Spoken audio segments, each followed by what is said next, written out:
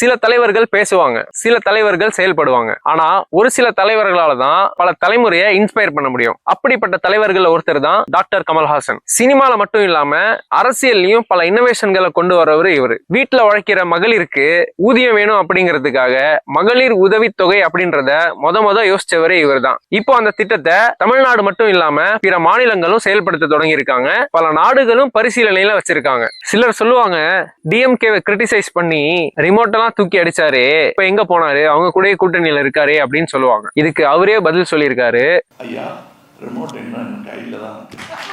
அதெல்லாம் சரி, ஒத்த எம்பி சீட்டுக்காக அவங்க கூட போய் சேர்ந்திருக்கீங்கன்னு பலர் சொல்றாங்க.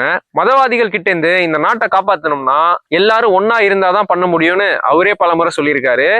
தேசத்துக்கு பாதுகாப்பின்மை வரும்போது தோளோடு தோள் நின்று களம் காண வேண்டும். நாடுதான் முதல்ல முக்கியம்னு சொல்லியிருக்காரு. இத புரிஞ்சுக்காத நம்ம தான் அவர் புரியுற மாதிரி பேச மாட்டேங்கிறாருன்னு அவரை ஈஸியா கிண்டல் பண்ணிடுறோம். இன்னைக்கு தேதிக்கு தன்னோட ஒரே அரசியல் எதிரி ஜாதி தான் அப்படின்னு தைரியமா நெஞ்ச நிமித்தி சொல்ற ஒரே தைரியம் இவருக்கு மட்டும்தான் இருக்கு.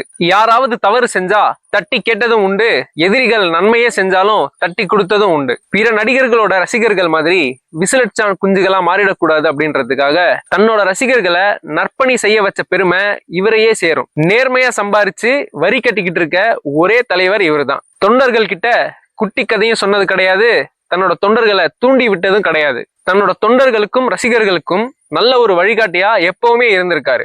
ஆதங்கத்தோட வெளிப்பாடா கடைசியா ஒண்ணு சொல்றேன், இவரோட அருமை நமக்கு இப்ப புரியாது. அவரோட படம் மாதிரி ஒரு 10-15 வருஷம் கழிச்சுதான் புரியும். அப்போ லாஸ் அவருக்கு இல்ல, நமக்கு தான். இனியாவது அவரை கிண்டல் பண்றதை விட்டுட்டு அவரோட எண்ணங்களையும் செயல்பாடுகளையும் கொஞ்சமாவது சிந்திச்சு பார்ப்போம். நன்றி.